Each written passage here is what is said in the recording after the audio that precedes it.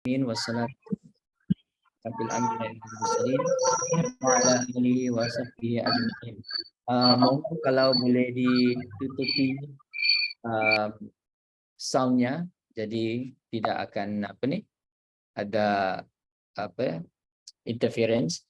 Jadi di minggu yang lalu saya sudah memberikan pencerahan atau sedikit background tentang the driving forces of the Islamic civilization, dan di dalam ceramah itu saya menunjukkan bagaimana beberapa driving forces yang telah membuat Islamic civilization ini atau tamadun Islam ini menjadi tamadun yang sangat hebat. Pada hari ini kami akan melihat tentang isu isu interaksi di kalangan orang-orang Islam dan juga bukan Islam. Jadi apa yang saya akan tekankan pada hari ini ialah jika kita melihat tamadun Islam ini hebat kerana ia banyak berinteraksi dan belajar dan juga bekerjasama dengan orang-orang bukan Islam. Dan ini telah pun saya tekankan di minggu yang lalu, tapi kita akan terus mendalami tentang isu-isu ini. Jadi the title of today's session is Islam and Other Civilizations, History, Worldviews, and Principles of Peaceful Coexistence. Jadi kita akan melihat bukan saja sejarahnya, tetapi pola pemikiran atau apa yang dipanggil sebagai tasawur, dan juga kita juga akan melihat tentang the principles. Jadi apabila kita mempelajari sejarah, kita bukan hanya mempelajari sejarah hanya melihat kepada apa yang telah berlaku, siapa yang melakukan, bila ia berlaku, di mana ia berlaku, dan bagaimana ia berlaku. Tapi kita juga harus menanyakan soalan apakah yang dapat kita pelajari daripada sejarah itu. So today, what I want to do in the next few lectures, and I've done it in the last one, ialah untuk menekankan beberapa patterns, rules, and principles that we can derive from history, yang kita boleh dapati daripada mempelajari sejarah.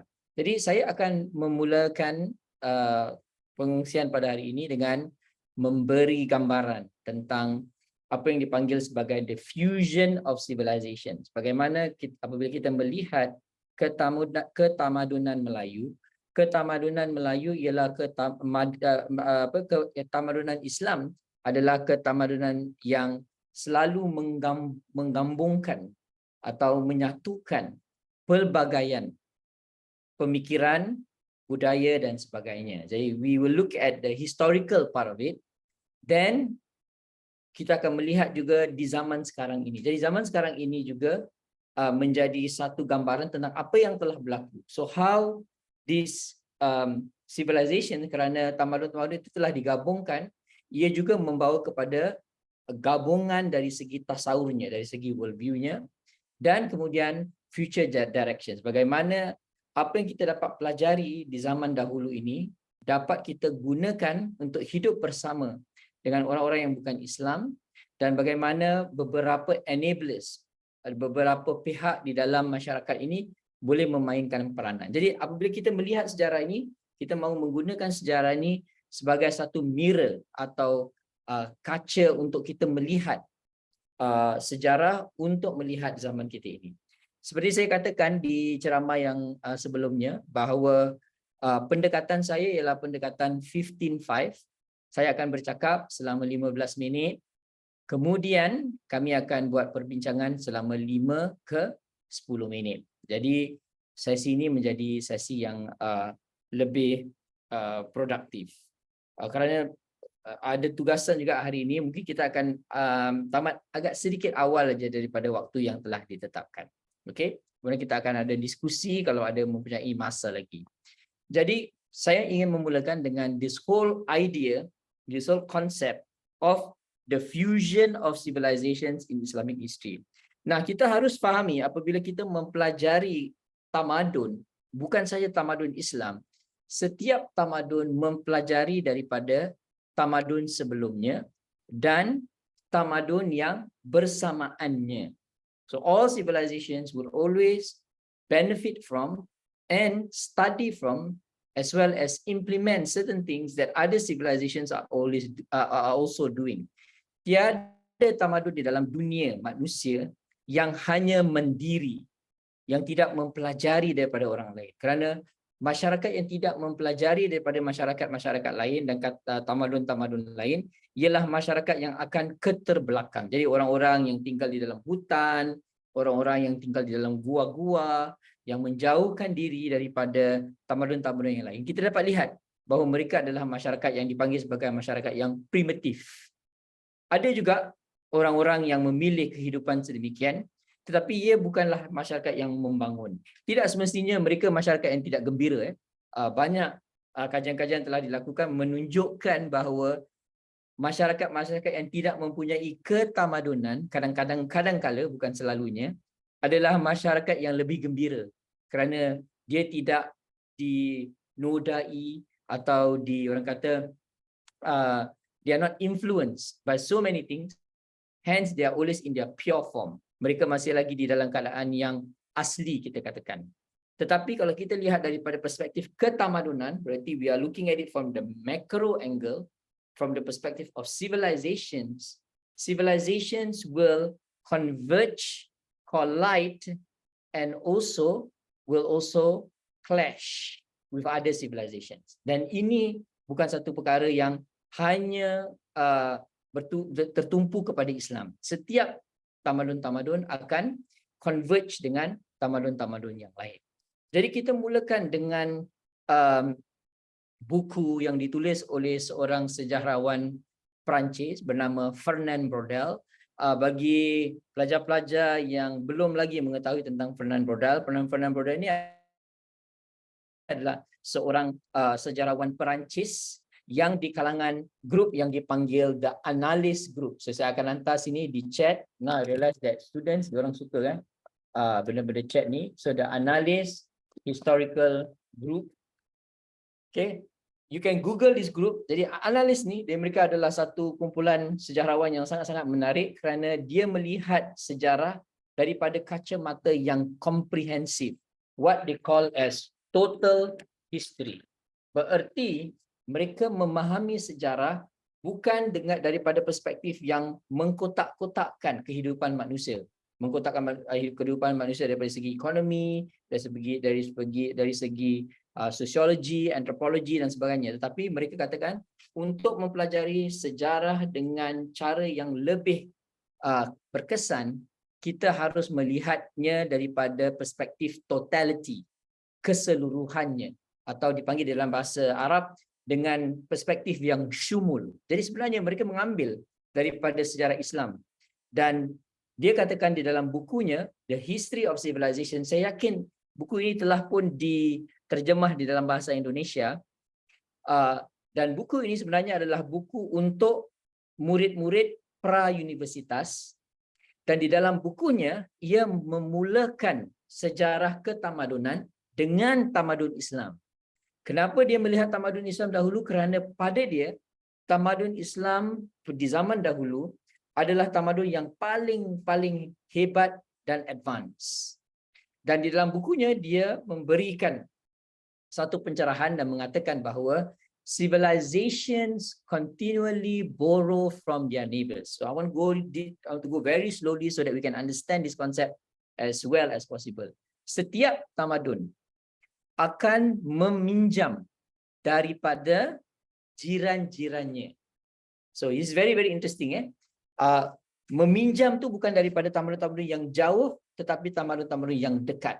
Jadi kalau Indonesia mempunyai, atau orang Jawa mempunyai tamadunnya sendiri, Jawa, the Javanese civilization is a borrowing, always borrow from other civilizations nearby, such as the civilization of the Filipinos in the past, atau orang-orang Moro yang dipanggil orang-orang Moro, dan daripada orang-orang Melayu. Jadi jika ada orang Jawa yang mengatakan, oh, orang Jawa ini dia orang kata lain daripada orang Melayu, it is not true. And the same is it for the Malays. There was a Malay Islamic civilization and they borrow from the Javanese, from the Indians, from the Arabs in the making of their civilization.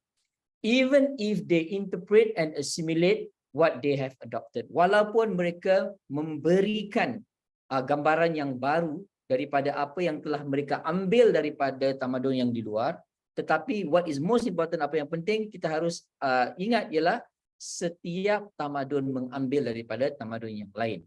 At first sight, indeed, every civilization looks rather like railway goods yard. Railway goods yard berarti tempat di mana tempat kereta, dia panggil kereta. Kalau di Malaysia kita panggil kereta api. Kalau di Indonesia dipanggil kereta, train. Di mana benda-benda yang digunakan untuk kereta itu ditinggalkan di situ. Constantly receiving and dispatching miscellaneous delivery. So dia memberi gambaran bahawa setiap tamadun itu adalah tamadun yang sentiasa bergerak, tetapi di dalam pergerakannya dia juga mengambil daripada tamadun-tamadun yang lain. A civilization that is not in motion, I repeat this, a civilization that is not in motion is a civilization that will be in decline. Tamadun yang tidak mempelajari daripada tamadun-tamadun yang mengambil daripada tamadun-tamadun di luarnya ialah tamadun yang tidak akan membangun, dan kerana itu tamadun itu akan mati. Contohnya kalau kita lihat sejarah manusia, ada tamadun yang saya akan tulis di sini bagi yang berminat, yang dipanggil sebagai the Maya civilization dan the Aztec civilization di Amerika Syarikat. Apa dipanggil sekarang sebagai Latin America. Dan ini adalah tamadun-tamadun yang hebat di dahulu. Tapi kerana mereka tidak mengambil dan mempelajari daripada tamadun-tamadun yang lain, mereka adalah tamadun yang sudah pupus, sudah tidak ada lagi. Dan lagi satu pemikir Islam yang harus kita lihat ialah Malik bin Nabi, yang dia memberi gambaran tentang the socio and intellectual foundations of civilizations. Jadi dia katakan bahawa kalau kita lihat tamadun Islam ini adalah tamadun yang sangat-sangat penting di dalam dunia manusia, kerana ia adalah tamadun yang berasaskan, berpacapkan idea. So, dalam buku-buku yang lain dia katakan tentang the problem of ideas in the Muslim world. Tamadun Islam ialah tamadun yang mengambil pertama sekali idea-idea. It is not a tamadun that is concerned first with things. Jadi kalau kita lihat tamadun kita pada zaman ini, kita adalah tamadun yang mementingkan material things. Kita ambil HP, kita ambil teknologi dan sebagainya. Tapi Malik bin Nabi katakan mengambil juga daripada Fernand Braudel bahawa kehebatan tamadun Islam ialah ia mengambil pertama sekali idea yang baik. Jadi kalau kita nanti discuss apakah idea yang kita ambil daripada tamadun-tamadun yang lain di zaman kita ini, mungkin kita pun tak tahu apa idea yang kita ambil. Tapi kita pandai membeli barang-barang daripada mereka. Dan juga socio-intellectual, kita juga mengambil daripada tamadun yang lain, mempelajari bagaimana ia mengatur masyarakat. Jadi walaupun mereka adalah masyarakat bukan Islam, kami menurut Malik bin Nabi boleh mempelajari bagaimana ia mengatur masyarakatnya, bagaimana ia menggunakan sistem dan struktur. Nanti saya akan tekankan perkara ini later on, untuk menjadikan tamadun itu tamadun yang sangat-sangat di hadapan dan sentiasa bergerak. Buku yang ketiga, ini kursus buku. So saya ingin pelajar-pelajar di sini mencari buku-buku ini, juga telah setahu saya diterjemahkan di dalam bahasa Indonesia oleh Mustafa Sibai, seorang daripada Mesir, ulama Mesir. Dia juga menekankan bahawa the Islamic civilization is or was Islamic not only because Muslims were the majority in the civilization, tetapi ia adalah dipanggil sebagai tamadun Islam kerana orang bukan Islam dapat mengapresiasi dan melihat diri mereka walaupun mereka bukan Islam sebagai sebahagian daripada ketamadun Islam. That's why we call it Islamic. It is Islamic not only because the people are Muslims, it is Islamic because it was a civilization that accept non-Muslims into its fold. Dan ini yang Mustafa tekankan, bahawa penerimaan orang-orang yang lain. Dan ini sebagai satu cabaran bagi kita, lebih-lebih lagi orang Islam yang tinggal di negara di mana orang Islam adalah mayoritas, bukan minoritas. Orang-orang yang Islam yang mayoritas ni kadang-kadang mereka susah nak menerima orang bukan Islam di kalangan mereka. Oleh kerana sebab-sebab yang tertentu, mungkin macam di Medan saya dengar cerita tentang sebab-sebab ekonomi dan sebagainya. Tetapi menurut Mustafa Sibai, bahawa tamadun hanya boleh bergerak dengan lebih pantas jika mereka dapat menerima orang-orang dari luar, kemudian menjadikan mereka orang-orang yang menghormati. Bukan saja orang Islam, tetapi menghormati agama Islam. Bagaimana kita nak membuat mereka menghormati agama Islam? Kita menunjukkan kepada mereka sebagai orang mayoritas, kita adalah orang yang paling-paling ke hadapan. And this is actually the challenge of the Muslim civilization now.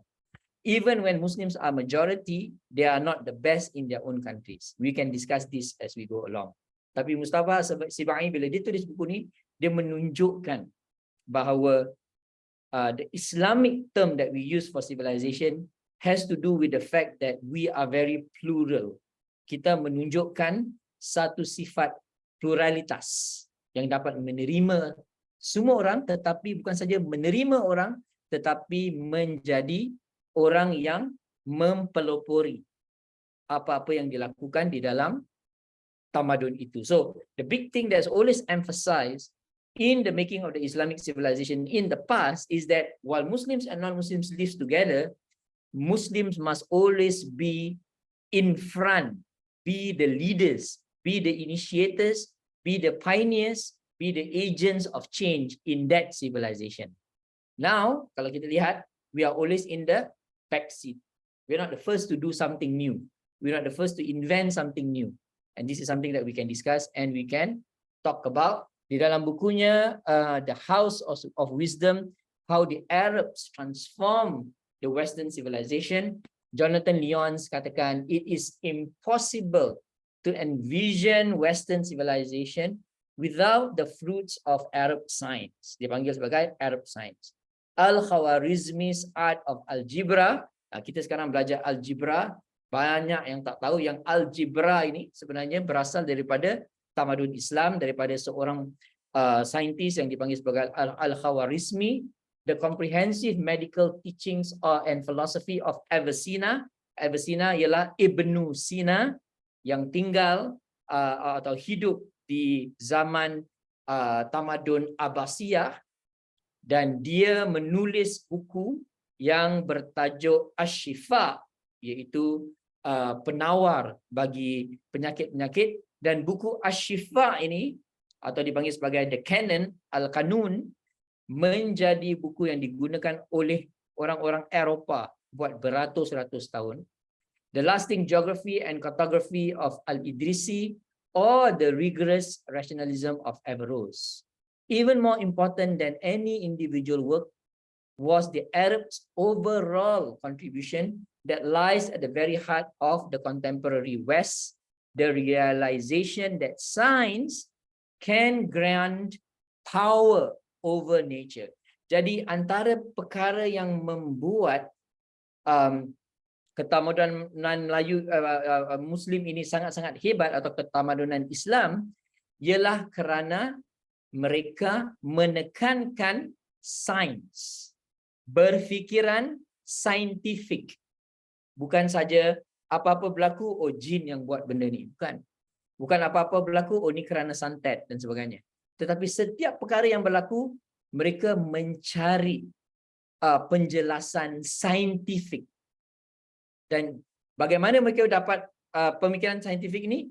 Mereka belajar daripada orang-orang Greek, daripada orang-orang India, daripada orang-orang Cina dan sebagainya, sehingga mereka dapat melahirkan apa yang dipanggil sebagai Baitul Hikmah, the House of Wisdom, yang bukan saja tempat untuk beribadah, tetapi juga tempat di mana buku-buku, seperti saya katakan di sesi yang lalu, diterjemahkan di dalam bahasa Arab daripada bahasa Greek, tetapi bukan saja mereka menterjemahkan, they don't only translate, but they enhance what they learn from others. So there are many examples that we can think of.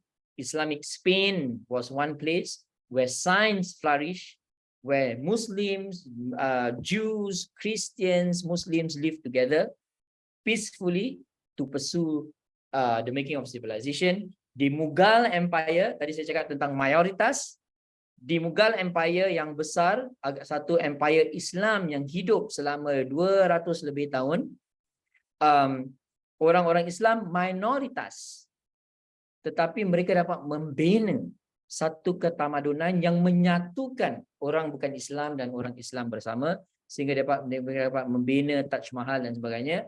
Dan tidak jauh daripada di mana kita tinggal sekarang, Sumatera juga sebenarnya di bawah jajahan Kesultanan Melaka. Dan Kesultanan Melaka ini adalah kesultanan yang sangat-sangat hebat kerana ia mempunyai satu daya teknologi yang sangat-sangat tinggi. Teknologi yang diambil daripada dunia lain dan digunakan. Okay, so before I go on to the same point, let's have a question and answers first because it's already 15 minutes. All right, so let's start it. Siapa ada apa-apa soalan dahulu? Enggak sih, cuman saya berpikir kan seperti yang saya sampaikan di chat Zoom, bahwa sebenarnya kan ada prasyarat yang penting ya untuk mencapai satu kemajuan peradaban. Jadi bukan hanya dalam peradaban Islam aja, tapi yaitu stabilitas politik dan juga kemakmuran ekonomi. Nah, tanpa kedua prasyarat itu kan sepertinya agak sulit kalau kita ingin maju dalam bidang baik itu intelektual, pengetahuan, teknologi, pendidikan, atau arsitektur atau yang lain-lain. Nah, jadi apa sih yang harus kita lakukan, terutama untuk negara-negara dengan penduduk bermayoritas Islam, untuk membangkitkan kembali peradaban Islam seperti sebelumnya? Kalau kita belajar bahwa orang-orang Eropa sukses melakukan Renaissance, apakah seharusnya Islam juga melakukan Renaissance Islam? Okay, very good. So orang-orang Barat mereka adakan Renaissance, tetapi Renaissance juga adalah bukan saja waktu di mana mereka melahirkan artistic works. Renaissance is a time where it's a world of art.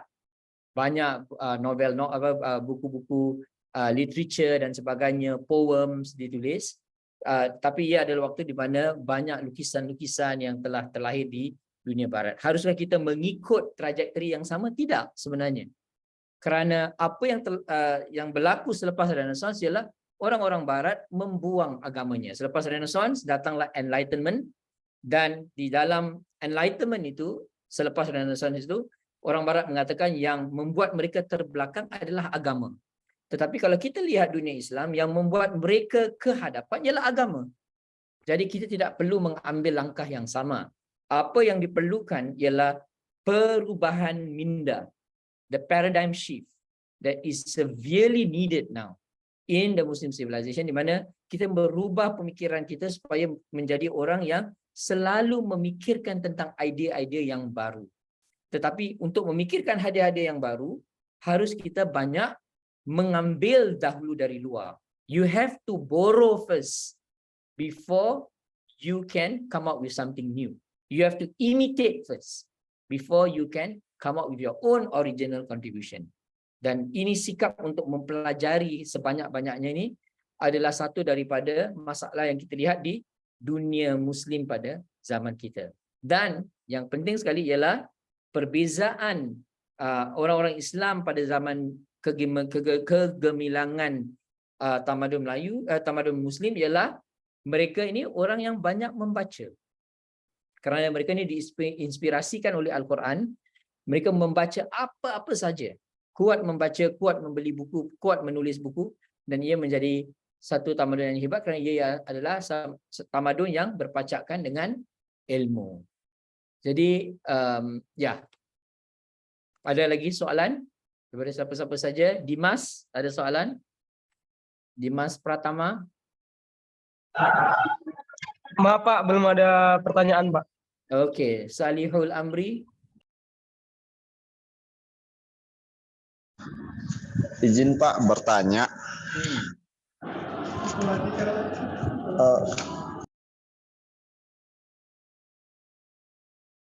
Eh, kan tadi Bapak sebutkan bahwasannya banyaknya yang kita tinggal di peradaban sebelumnya itu kan banyak orang yang menerima orang yang dalam kutip minoritas gitu Pak. Nah, kalau lah misalnya kita lihat di peradaban sekarang kan banyaknya orang yang minoritas tinggal di mayoritas itu tidak aman gitu Pak. Nah itu bagaimana solusi dari permasalahan tersebut Pak?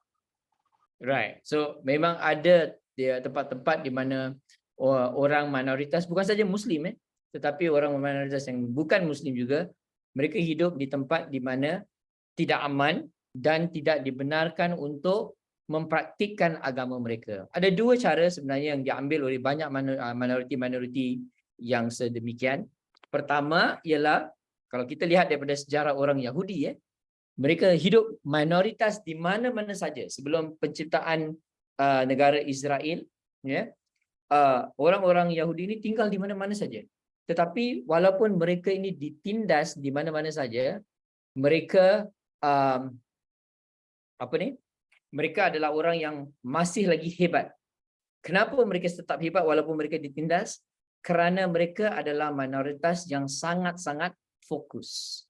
Walaupun ada struktur-struktur yang tidak membenarkan mereka untuk melakukan beberapa perkara, tapi mereka dapat keluar daripada masalah obstacle yang ada di struktur-struktur itu dengan menggunakan daya kreatif mereka. Kalau kita lihat orang Yahudi juga di dalam tamadun Islam, mereka adalah orang yang selalu membuat keusahawan atau business. They are always in business, in finance.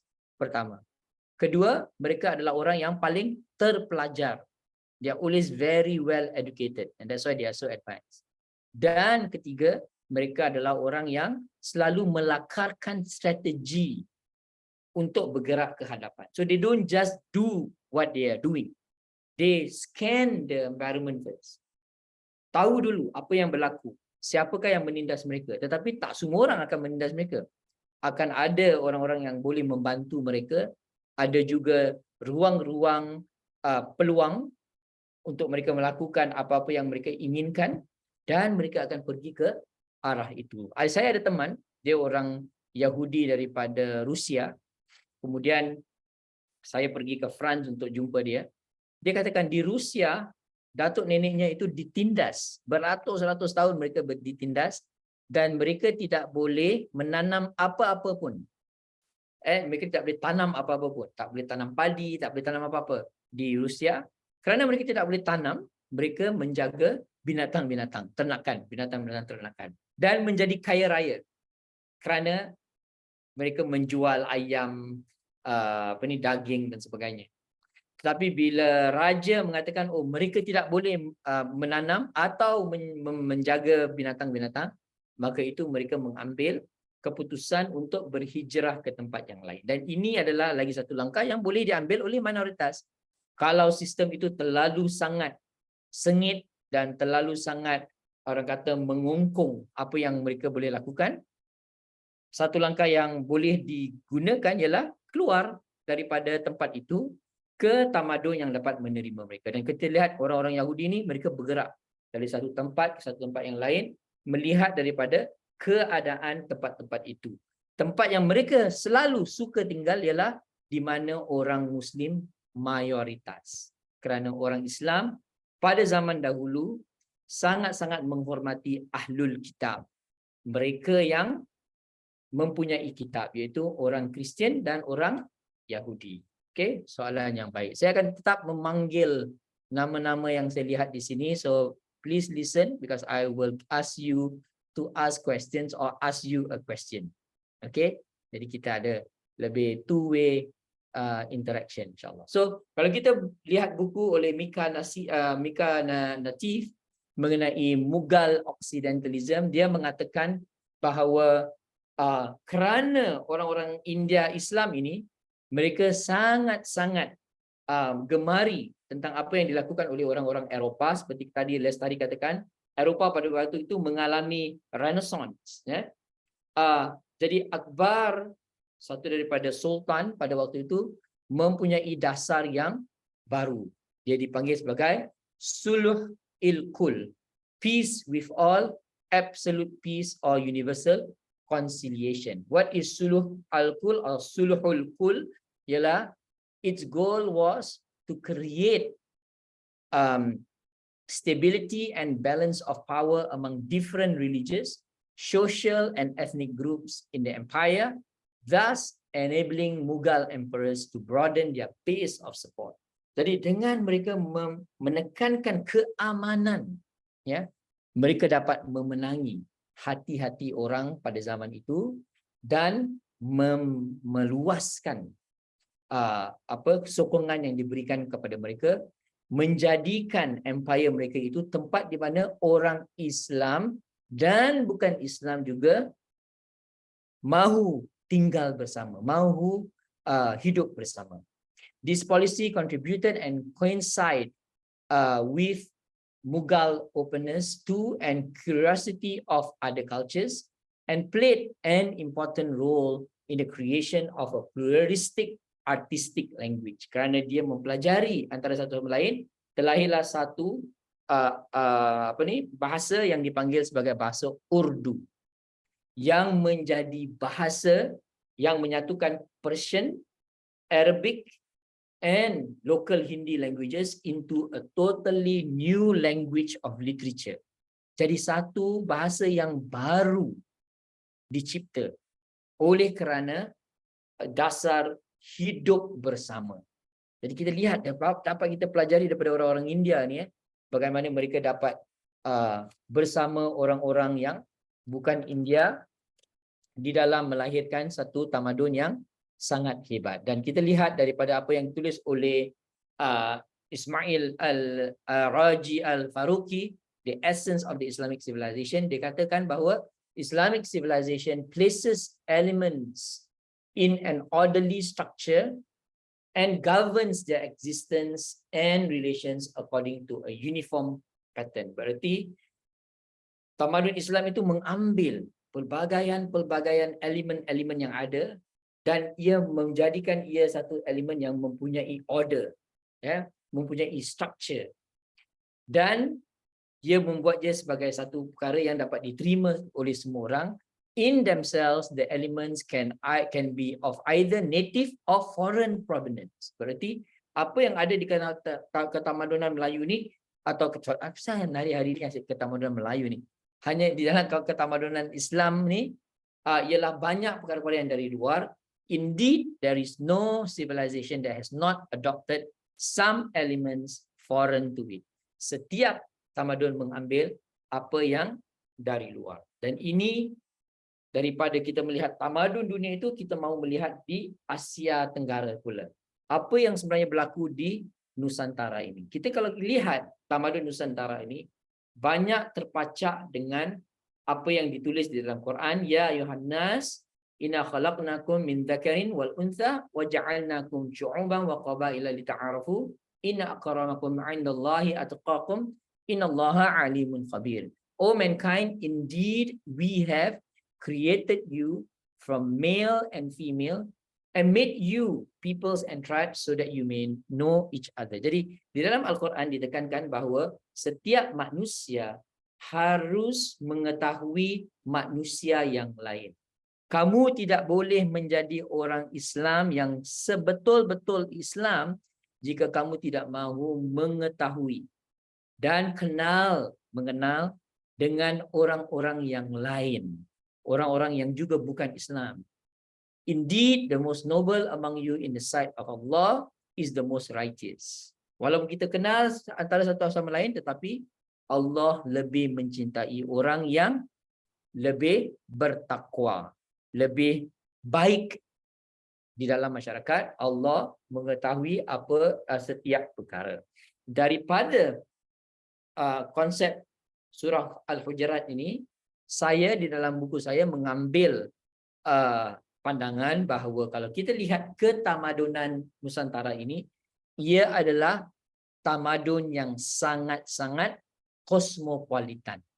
Tamadun yang mudah menerima daripada tamadun-tamadun yang lain. Apa yang saya panggil sebagai Muslim cosmopolitanism. Dan Muslim cosmopolitanism ini dapat kita lihat di seluruh Nusantara. Ya, baik di Brunei atau di Malaysia atau di Indonesia, di Filipina dan sebagainya.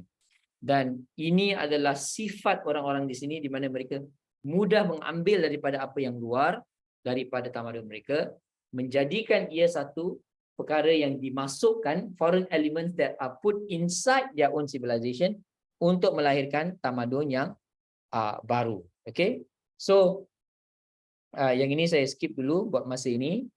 Dan kalau kita lihat dari segi pemikirannya, tamadun Nusantara ini banyak juga mengambil daripada apa yang dipanggil sebagai maqasid syariah, di mana apa yang ditekankan di dalam maqasid syariah ialah the protection of religion, bukan saja the protection of the Islamic religion tetapi all religions, the protection of life, the protection of intellect, the protection of offspring, the protection of resources. I think I mentioned this also in the last lecture. I want to emphasize this again, bahawa maqasid syariah, iaitu the objectives of Islamic law, memberi orang kata daya pemikiran untuk orang-orang di Nusantara untuk mengambil apa yang terbaik daripada tamadun-tamadun yang lain. Di zaman kita ada pemikir yang dipanggil sebagai namanya Zashir Auda. Dia katakan the notion of maqasid has now been expanded. In fact, in Southeast Asia, it has already been expanded to include a wide scope of people, the community, nation, humanity in general. Ibn Ashur, for example, gave maqasid that are concerned with nation, ummah, priority over the concern for individuals. Jadi, Jasir Auda mengatakan bahawa kalau kita lihat maqasid syariah menekankan bagaimana komunitas itu lebih penting daripada individual. Tetapi kalau kita lihat, ini bukan satu perkara yang baru bagi kita di Asia Tenggara. Kalau kita lihat dari segi sejarahnya, kami orang-orang Nusantara dah memang menekankan komunitas. Bermakna orang Arab sekarang yang mau diskusi tentang maqasid syariah ni, they are a bit late in the game. Kerana di Southeast Asia, kami banyak menekankan seperti apa Rashid Rida mengatakan, reform women's rights in his theory of maqasid. Women's rights in Southeast Asia was already there in the past. Orang-orang wanita-wanita boleh menjadi raja, seperti Raja Ungu, Raja Kuning di Patani, dan juga Sultanas di Aceh, raja-raja di Bone dan sebagainya. These expansions of the scope of the maqasid allows them to respond to global issues and concerns and to evolve from wisdom behind rulings to practical plans of reform and renewal. Apa yang saya nak katakan di sini ialah pemikiran maqasid sebagai satu sistem adalah satu pemikiran yang baru sekarang di dunia barat dan di dunia Arab.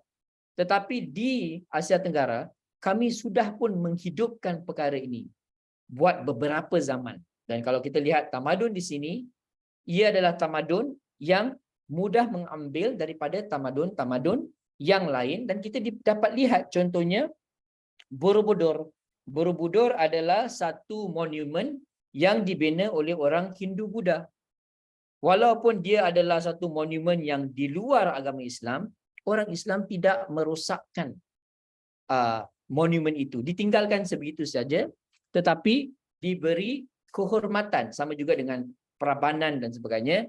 Dan kalau kita lihat masjid-masjid yang dibina di tamadun Islam pada zaman dahulu, ia menunjukkan di Nusantara bagaimana orang-orang Islam pada zaman dahulu ingin menunjukkan bahawa mereka juga menerima cara-cara tamadun yang lain. Can you see my screen as I'm typing here?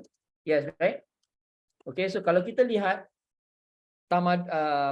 Menara Kudus atau Masjid Kudus, this is an example of what Jasir Auda and all of these Maqasid thinkers are saying now. Kalau kita pergi ke Masjid Kudus, kalau belum lagi pergi, harap pergi di sana di Jawa Tengah. Kamu akan lihat masjid yang di sebelah menara seperti ini. Apakah menara ini? Menara ini ialah sebenarnya dahulu juga menara masjid. Kalau kita lihat arkitektur menara ini, ia adalah arkitektur Buddha, Hindu Buddha. Jadi orang Melayu atau orang Nusantara pada zaman dahulu, apabila mereka membina masjid, apabila mereka membina bangunan-bangunan, mereka inginkan bangunan mereka itu tetap menghormati tamadun yang ada. Dan ini saya cakap, kenapa mereka melakukan sedemikian? Kerana mereka mahu menunjukkan kepada orang yang bukan Islam, walaupun Islam telah pun masuk ke dalam Nusantara ini, ia tetap menerima orang bukan Islam. Jadi daripada menjadi agama yang minoritas, Islam di Nusantara dapat berkembang secepat-cepatnya menjadi agama yang mayoritas. Kerana ia adalah prinsip ketamadunan yang sangat-sangat terbuka. Ya, this is one good example of how different elements are brought together out of the thinking of the Maqasid. Maqasid menekankan, kami harus memelihara akal manusia. Bermakna kalau kita nak membina apa-apa, jangan membina sesuatu yang boleh buat orang marah. Jadi orang Islam dahulu, mereka tahu orang bukan Islam yang Hindu Buddha suka melihat bangunan macam gini, kita bina bangunan macam gini. Tiada masalah. Islam juga tidak mengharamkan kita membina bangunan sedemikian. Dan ini prinsip terbuka yang ada pada zaman dahulu. Dan ini membawa kita kepada the principles. So I'm going to talk about the principles later. Now I want to open up again for question and answers. Okay. So kita tanya pada kena dapat ladies lah. Ria Pinola Sari. Ada soalan, Ria? Maaf, Sir, tidak ada. Della Ananda Adha.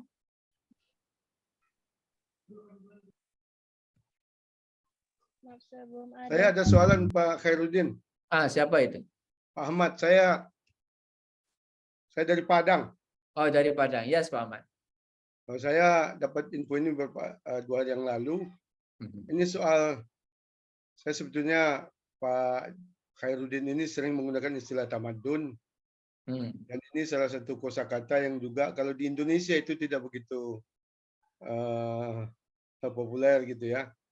Orang Indonesia mungkin lebih sering menyebutnya kebiasaan ya, kebudayaan. Ya, tetapi Pak Khairuddin sering menyebut istilah tamadun. Saya tertarik tadi bahwa ya kalau di Indonesia kajian-kajian tentang pertumbuhan, perkembangan Islam di Indonesia itu kan itu ada teori-teori gitu ya. Ada teori abad ke-7 gitu.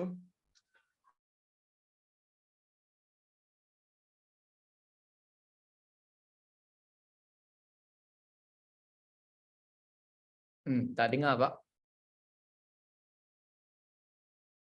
Mungkin internetnya. Iya, jaringannya mungkin, Sir. Pak Nur Huda.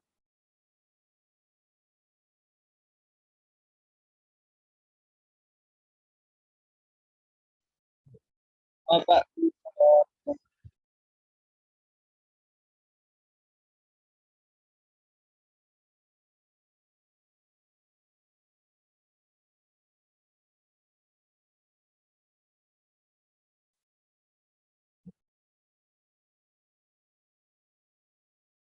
Mungkin sembari nunggu jaringan Pak Ahmad Nur Huda, ada yang mau saya tanyakan lagi nggak, Sir? Ya, ada soalan-soalan dari orang lain? Iya, oke, tapi mahasiswa saya dulu tuh ada dari Nicholas, penyebaran kebudayaan Islam yang dapat memanfaatkan kebudayaan lokal sangat membantu agar masyarakat lebih mudah menerima. Sebagai contoh seperti di Indonesia. Namun, apakah penyebaran agama Islam dengan cara ini memiliki efek yang negatif? Apa maksudnya efek yang negatif? Saya tidak dapat melihat apa yang soalannya itu. Bagaimana ia akan menjadi negatif kalau kebudayaan Islam itu memanfaatkan daripada kebudayaan lokal? Berarti adakah orang bukan Islam akan merasakan bahawa oh ini akan menodai budaya Islam? Is that what you're saying? Nicholas, mungkin bisa dibantu Nicholas? Supriyanto. Iya. Halo Nicholas. Mana nih Ya, Bu. Nicholas? Nah, maksud pertanyaannya gimana? Apakah dengan penyebaran yang memanfaatkan kebudayaan lokal ini bisa membawa pemahaman-pemahaman yang seperti apa, Bu, mengganggu ajaran Islam itu sendiri, begitu, Bu? Apakah menjadi sesuatu yang masalah begitu untuk orang Islam sendiri ataupun untuk masyarakat yang belum menerima Islamnya? Okay, alright, very good. So this is a very excellent question actually. Okay, so pertama sekali kita harus fahami di dalam Islam ni ada dua perkara. Pertama ialah perkara yang sabit. Saya tulis sabit ialah perkara yang tetap atau tidak boleh diubah, tidak bisa diubah. Okay, saya type di sini. So that's the first one is sabit, perkara yang tidak boleh diubah. Apa yang tidak boleh diubah di dalam Islam? Akidah. Percaya bahawa Tuhan itu satu. Kalau kamu kata Tuhan itu empat, itu dah terkeluar daripada Islam. Syariah. Syariah itu syariah daripada Allah dan syariah itu wajib kami terima sebagai orang Islam. Tak boleh cakap, oh kita tidak mau terima syariah, kita gunakan hanya sistem-sistem yang lain sahaja. Tidak boleh. Itu perkara yang tidak boleh diubah. Tetapi ada yang dipanggil sebagai mutaghayyiran. Okay? Yang bisa berubah. Perkara-perkara yang mutaghayyiran. Perkara-perkara yang boleh diubah. Mutaghayyiran. Jadi ada dua perkara. Satu sabit yang tak boleh diubah. The issue of beliefs. The issue of accepting the syariah. The issue of also percaya kepada nabi-nabi, kepada malaikat, kepada kitab, rukun iman atau rukun Islam yang dikatakan di dalam ni, itu tidak boleh diubah. Tetapi yang boleh diubah ialah cara kita berinteraksi dan cara kita memanifestasikan Islam. Kalau dulu orang Islam suka pakai baju Melayu dipanggil dulu atau baju kurung, sekarang macam saya pakai baju ini yang sebenarnya diambil daripada Barat. Ada masalah tak? Tidak ada masalah. Dan apabila orang Islam daripada tempat-tempat yang lain datang ke Nusantara, mereka dapat lihat bahawa budaya-budaya lokal di sini sangat kaya. Dan bukan saja kaya, tetapi mereka mempunyai budaya-budaya yang kadang-kadang kala lebih tinggi daripada kebudayaan orang yang datang di sini. Contohnya, orang Jawa. Orang Arab mempunyai dua cara untuk bertutur dalam bahasa Arab. Dipanggil sebagai Arab Fusha dan Arab Amiyah atau Lahja. Right? So the dialect and the pure Arabic. Tetapi orang Jawa mempunyai kromo, inggil, ngoko. They have 3 levels of language. Lain-lain cara untuk bercakap dengan lain-lain manusia atau lain-lain orang. Jadi, orang Islam yang datang, katakan, tak ada masalah kalau kita menerima ini, ia menjadi sebahagian daripada mengkayakan budaya Islam itu. So, sebenarnya benda ini tidak ada masalah jika kita memahami apa yang boleh diubah, apa yang, yang second tu tak bisa, yang bisa berubah. Okay, yang bisa berubah. Jadi tidak ada masalah. Ia akan menjadi masalah apabila orang melihat perkara yang mutaghayyiran itu sebagai perkara yang sabit. Jadi dia lihat baju ni, atau dipanggil dalam labis, kita panggil labis, Tak tahu dalam bahasa Indonesia dia panggil apa? Baju juga kan? Baju ini sebagai perkara akidah, sebagai perkara tauhid. Dan jadi susah. Dia cakap, oh tidak boleh pakai baju-baju macam ini semua baju-baju orang kafir. Habis. Itu akan menjadikan masalah. Buat selama ini beratus-ratus tahun orang Islam yang ada di Nusantara ini, mereka tahu bagaimana untuk membedakan antara perkara yang boleh diubah atau dengan perkara yang tidak sepatutnya diubah. Oleh kerana itu, banyak kebudayaan lokal meresapi ke dalam praktiknya atau kepraktikannya Islam. Contohnya, orang kalau kita nak pergi ke masjid, kita kata orang itu mau pergi apa? Salat, Pak. Mau pergi Sembahyang, Pak. sembahyang. Sembahyang itu sebenarnya digunakan oleh orang-orang Hindu dan Buddha. Yang benar solat.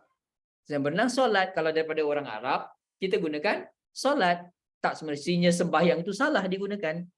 Sembahyang itu daripada orang Hindu Buddha juga menunjukkan orang itu mahu bersolat. Jadi bila orang membawa Islam ke Nusantara, mereka katakan tidak perlu ubah konsep itu, gunakan saja. Kita baru saja habis bulan apa? Ramadan. Ramadan. Ramadan. Tapi juga dipanggil sebagai bulan apa? Bulan puasa. Kenapa dipanggil puasa? Puasa ini daripada perkataan Sanskrit yang sama juga dengan saum. Jadi orang Islam yang datang, mereka rasakan, oh ini tidak ada perbedaannya, gunakan yang sama. Sama juga dengan perkataan yang kita suka sangat, iaitu hantu. Kita suka hantu kan? Orang Islam di Nusantara suka hantu kan? Banyak cerita-cerita hantu. Hantu itu apa? Apa itu hantu? Yang kena tanya ni. Rizki, hantu itu apa?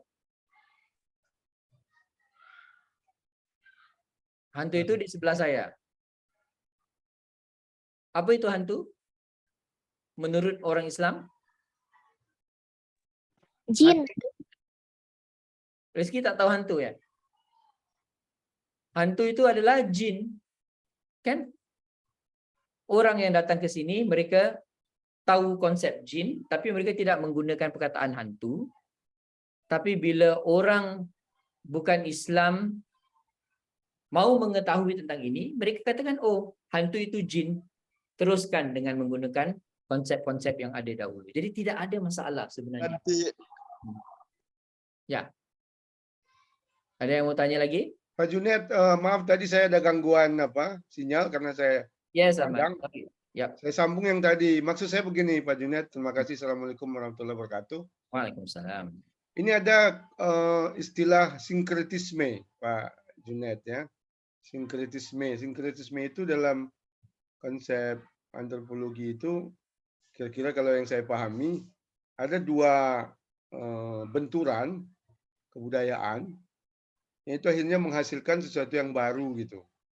Sejauh mana Pak Junet melihat bahwa proses perkembangan Islam di Indonesia itu mengalami sinkretisme itu. Nah, saya kira itu poin saya. Terima kasih. Assalamualaikum warahmatullahi wabarakatuh. Saya rasa sinkretisme ini berlaku sehari-harian sebenarnya. Pertama sekali kalau kita lihat dari segi bahasa, tetap ada sinkretisme. Ada orang Indonesia ni sangat hebat untuk mensinkretismakan setiap perkara. Iptek, parpol. Saya kalau pergi Indonesia pusing kepala saya bila dengar parpol. Apa itu parpol? I've never heard the word parpol before. Tapi bukan saja sinkretisme di dalam bahasa, tapi juga di dalam kehidupan setiap sehari-harian. Pernah tak mungkin anak-anak sini agak muda sangat. Dulu ada dangdut Islami. Very controversial. Right? They sing dangdut tapi they talk about Islam. Dan banyak juga band-band sekarang heavy metal, hijabi dan sebagainya. Macam-macam lah yang ada di Indonesia ini. Kadang-kadang pada saya ia agak keterlaluan. Mereka mau sinkretisme tapi yang disinkretismakan itu sebenarnya menjurus kepada kebaratan. Jadi bila kita cakap tentang sinkretisme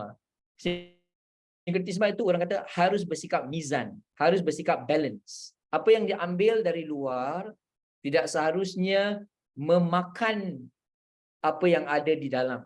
Faham tak? That means it can, whatever that you take from the outside cannot in the end consume and subsume what is already inside. Ini sinkretisme yang harus kita fahami. Sinkretisme berarti apa yang ada sebagai the core of the Islamic identity is not affected by the elements that come into it. Saya orang Islam, saya pakai baju orang Barat. Saya tidak menjadi orang Barat. Saya tetap orang Islam. Hanya memakai baju orang Barat. Saya orang Jawa, tetap memakai songkok Jawa, baju Jawa. Tetapi saya pergi bersolat, saya tetap orang Islam yang berketurunan Jawa. And this is what we call as a dynamic syncretism. Not a syncretism that is colonized by another element outside it. Pak Junaid, Ya. saya potong sedikit. Budaya menunjukkan bangsa. Ya. Bahasa menunjukkan bangsa juga.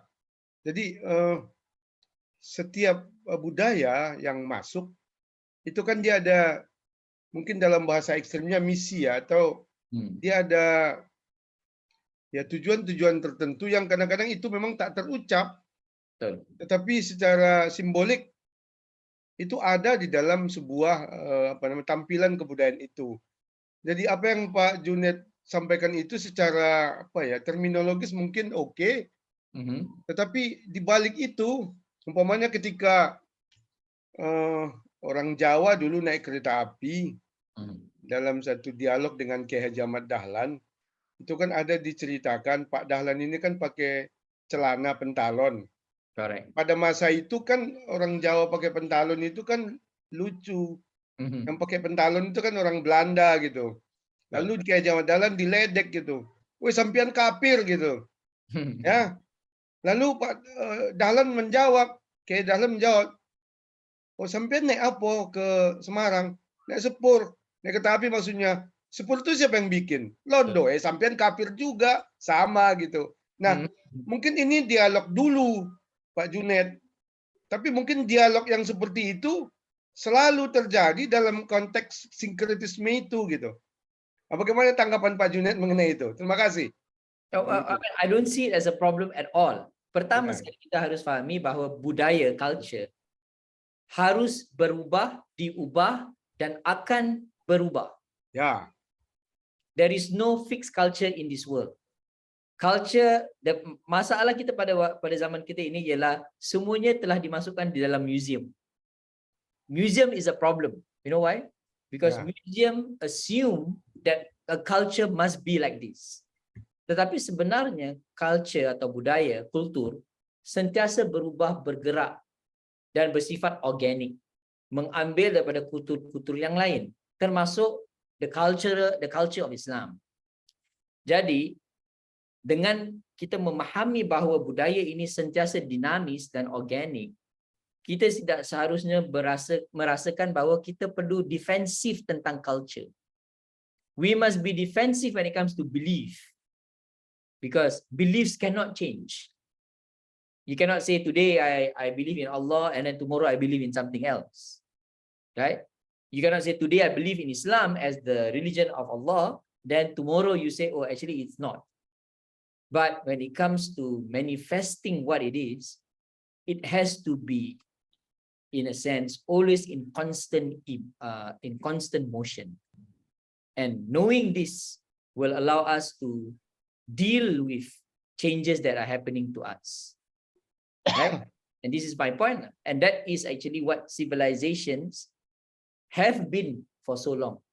Jadi orang-orang Mughal, walaupun mereka sebenarnya orang Mongol, they actually Mongols, the Mughals. Tapi bila dia masuk ke India, dia melihat, oh, tamadun India ini sudah sangat hebat, tamadun Hindu. Dia ambil tamadun Hindu itu, dia panggil tamadun India baru, tamadun Mughal. Disatukan dengan tamadun Mongol. Oke. So, Pak Junaid sedikit lagi. Saya masih yang saya maksud tadi itu yang dijelaskan oleh Pak Junaid saya paham. Tetapi ketika kita umpamanya dulu menggunakan satu teknologi yang datang dari luar, lalu kita gunakan, kan dia tidak bisa kita akui sebagai kita punya. Itu tetap orang punya. Ya, kita oke, kita pakai, kita gunakan. Ya, tetapi kan dalam proses-proses seperti itu ada juga perasaan-perasaan, ada juga mungkin pikiran-pikiran yang tadi itu, bahwa ini kan bukan saya punya, walaupun kemudian suatu saat pada titik tertentu, umpamanya ada istilah budaya global umpamanya Pak Junet ya. Jadi Correct. akhirnya dia menjadi satu kebiasaan orang di mana saja. Gitu. Seperti yang digambarkan Pak Junet tadi, saya pakai baju ini dulu mungkin orang Melayu nggak pakai, tapi sekarang udah biasa aja dipakai. Dulu yang pertama pakai itu orang Barat gitu ya. Nah, sekarang mungkin itu sudah di mana-mana, kita kemana aja sekarang, kalau kita ke mana-mana di muka bumi mungkin orang pakai celana jeans biasa sama gitu. Ya, lalu pakai kaos oblong atau pakai kemeja seperti Pak Junet. Tetapi ada perasaan-perasaan tadi itu Pak Junet. Apakah itu apa ya, mungkin apakah itu enjoy saja atau mengganggu gitu Yeah, dalam proses? Then we have to ask the question that the Muslims of the past asked. Yeah. Mereka juga menerima daripada apa-apa yang datang dari luar, kerana tamadun Eropah, tamadun Greek itu sangat hebat pada waktu itu. Yeah. But they ask the essential question: am I going to only accept everything that comes from the outside? Yeah. Hence, the answer is no. I'm going to develop something from my own. Ini masalah kita pada zaman ini.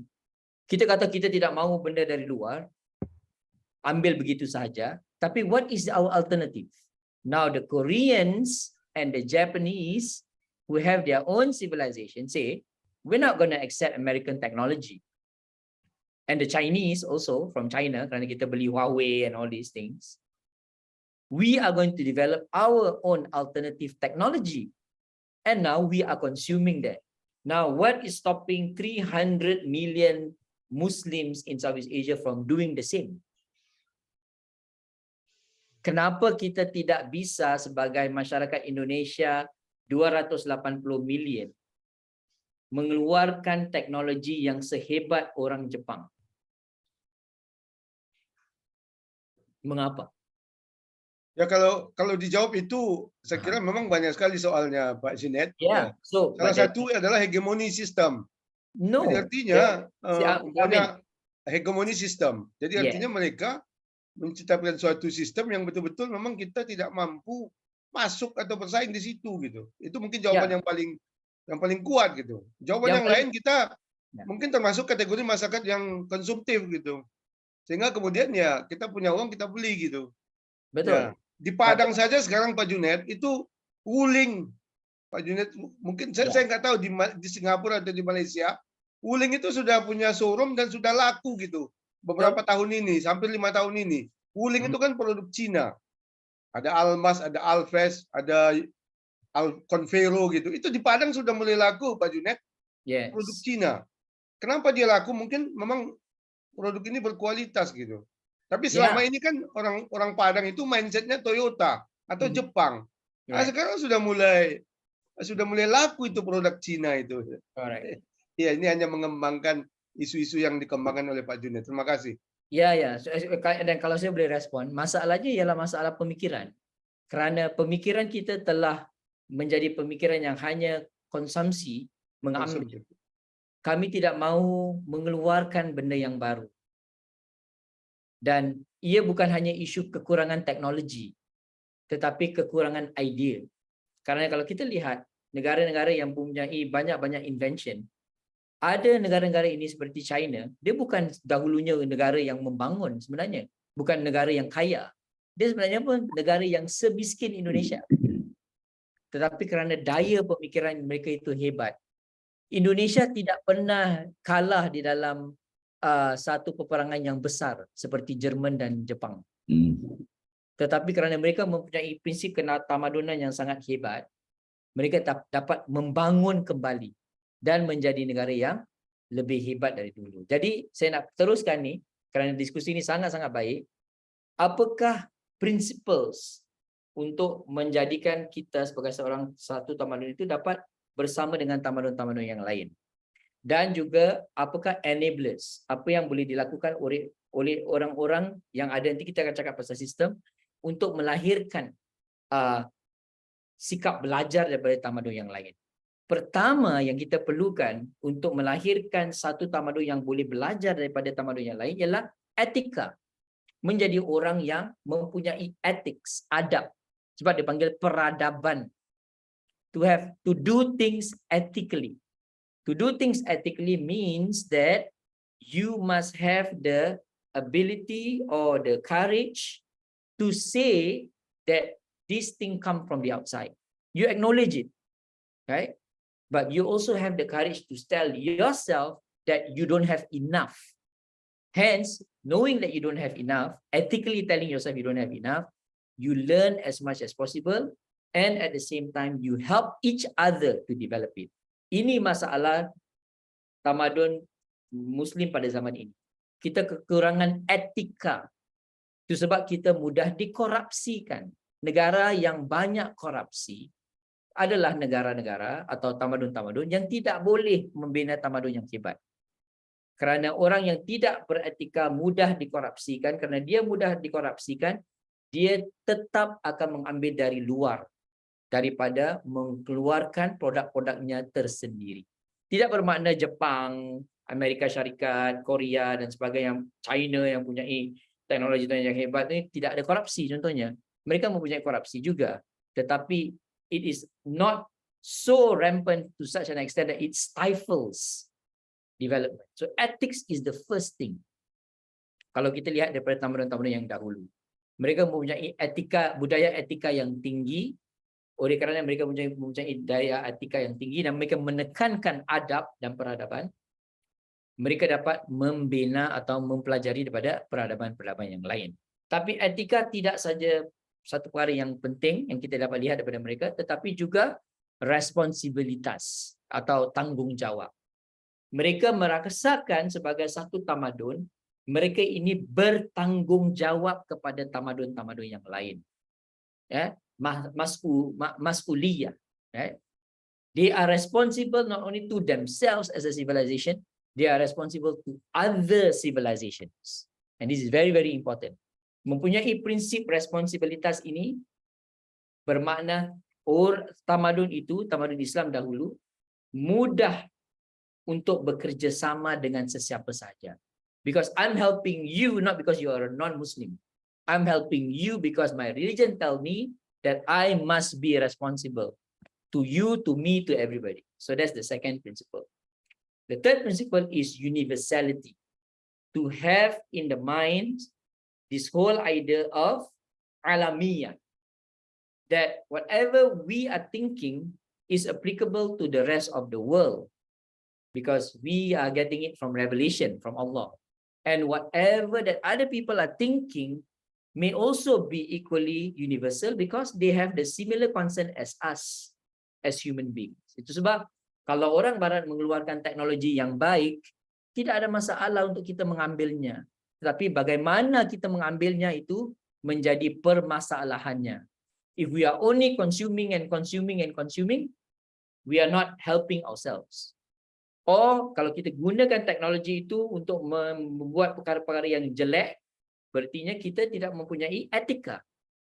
Dan kalau kita gunakan teknologi untuk menipu orang, untuk membuat perkara-perkara yang jahat di dalam internet dan sebagainya, kita adalah orang yang tidak mempunyai tanggungjawab. Itu sebab kalau kita lihat daripada tiga prinsipal ini, tamadun Islam dahulu boleh menjadi tamadun yang menerima dan juga mempelajari daripada tamadun-tamadun lain kerana mereka menekankan banyak-banyak perkara.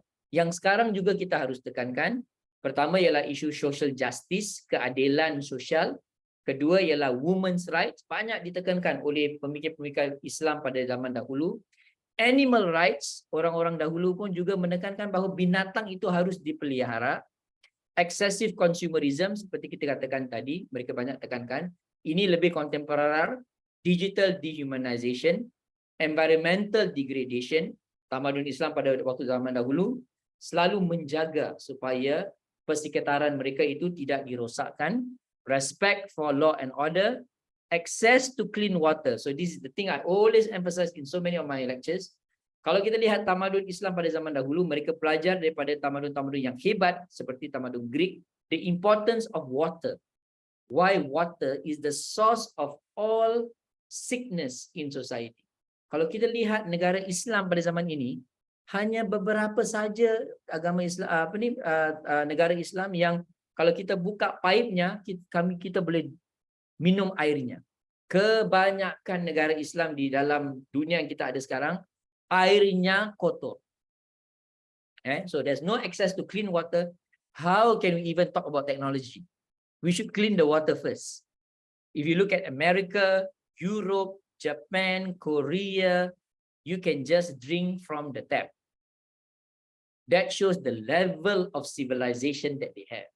Why they have that high level of civilization such that they have clean water? Because they have the concept of ethics. Water is actually meant for everyone. They have the concept of responsibility. Everybody should be given clean water so they can survive. And they have the concept of universality. Water is for everyone, not only for Muslims. Education and neglect. So you will pay more attention to education than respect for law and order. Daripada prinsipal-prinsipal itu, perkara-perkara yang ini dapat ditantangi. Right? Dan siapakah yang boleh merealisasikan perkara ini? Kalau kita lihat dari segi perspektif tamadun, bermula daripada umara, daripada the leaders. Jadi macam tadi saya ceritakan tentang Akbar, dia adalah orang yang maukan kingdomnya, empire-nya menjadi empire yang terbuka kepada semua orang. Aktivis, termasuk juga ulama, orang-orang di dalam masyarakat, intellectuals, pemikiran yang datang daripada pemikir-pemikir. So scholars and students play a big role kerana mereka menjana idea-idea yang baru. Sistem seperti tadi Pak Ahmad katakan, harus ada sistem yang rapi. Structures berarti mempunyai struktur-struktur yang ada di dalam masyarakat yang membantu supaya sistem ini boleh hidup, supaya intellectuals boleh bekerja di tempat-tempat yang boleh menolong mereka, membantu mereka untuk mengeluarkan idea. Aktivis juga boleh menggunakan struktur ini untuk buat perubahan, dan leaders menggunakan struktur dan sistem untuk merubah tamadun itu, dan di kalangan mereka itu ada sinergis. Bantu-membantu di antara satu sama lain. So, apa yang saya ingin ajukan pada hari ini ialah kalau kita lihat tamadun Islam pada zaman dahulu, ia adalah tamadun yang selalu mempelajari daripada tamadun-tamadun yang lain. Ini yang pertama. Kedua, mereka bukan saja mempelajari daripada tamadun-tamadun yang lain, mereka memperbaiki daripada apa yang mereka telah mempelajari. You don't only learn from people, you enhance from what you have learned. So it's not enough to learn how iPhone works, you think of developing something better than iPhone. Ketiga, tamadun Islam yang dahulu, mereka juga bukan saja mempelajari dan memperbaiki daripada tamadun-tamadun yang dahulu, tetapi mereka menguniversalasi atau mereka mengongsi apa yang mereka ada kepada tamadun-tamadun yang lain. They become universal. Jadi kalau mereka ada produk yang baru, produk itu bukan hanya untuk orang Indonesia, bukan hanya untuk orang Malaysia, bukan hanya untuk orang Brunei, tapi produk yang mereka keluarkan seperti kita lihat orang Jepun, orang Cina, orang Taiwan, orang Korea dan sebagainya, mereka export this technology to the rest of the world so that the world knows that they have something good to offer for humankind. Dan daripada belajarlah mereka boleh keluarkan perkara-perkara yang baru untuk tamadun-tamadun yang lain. So this is the thing that I want to stress on today, how learning from other civilizations make the Muslim civilizations very, very powerful. So let's have questions and answers time now. Anything that anybody wants to ask, let's roll with some of them. So I'm going to call names now. Haikal Raihan, kerana dia senyum tadi. Oke Pak, terima kasih atas kesempatannya. Apakah ada kemungkinan kalau kerajaan kayak Malaka melakukan hal yang sama seperti Ibnu Khaldun, yakni belajar dari Greek, Yunani, dan kemudian mengembangkan ilmu saintis sehingga tercipta suatu kerajaan yang maju atau kerajaan yang besar? Terima kasih Pak. Ya, memang kalau bukan saja Kesultanan Melaka saja melakukan sedemikian. Kesultanan Jawa juga, kalau kamu belajar tentang Sultan Agung, satu sultan yang sangat-sangat hebat di Jawa, dia juga mempelajari daripada tamadun-tamadun yang lain untuk membina satu kuasa militer yang sangat-sangat hebat. Juga kalau kita lihat tamadun di Sumatera, banyak mereka belajar daripada orang-orang Arab, daripada orang-orang Persia untuk melahirkan sistem governance, sistem pemerintahan dan kerajaan yang dapat melahirkan satu empire yang sangat-sangat besar. Ya, jadi this is something that is not unique to the Arabs, nor to the Persians, nor to the Indians.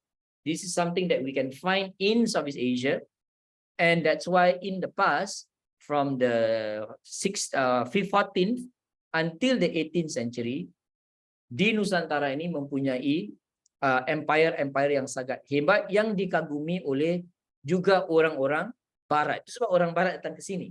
Orang Barat datang ke sini sebenarnya mulanya untuk mengadakan trading, ya, berjual beli. Tapi akhirnya mereka lihat, oh, tidak cukup kita berjual beli, tapi mungkin kita juga harus menjajahi orang-orang ini. Dan akhirnya kerana orang Islam di sini banyak bergaduh, berkelahi antara satu sama lain, mereka dijajah oleh orang-orang Barat. Abu Lail Alatas. Baik Pak, terima kasih jawabannya. Ada soalan? Saya Pak. Ya, ada soalan?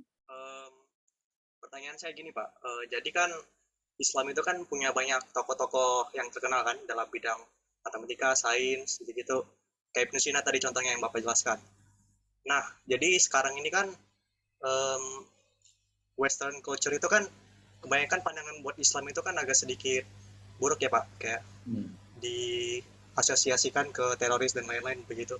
Right. Jadi menurut Bapak gini Pak, apakah benar jika kita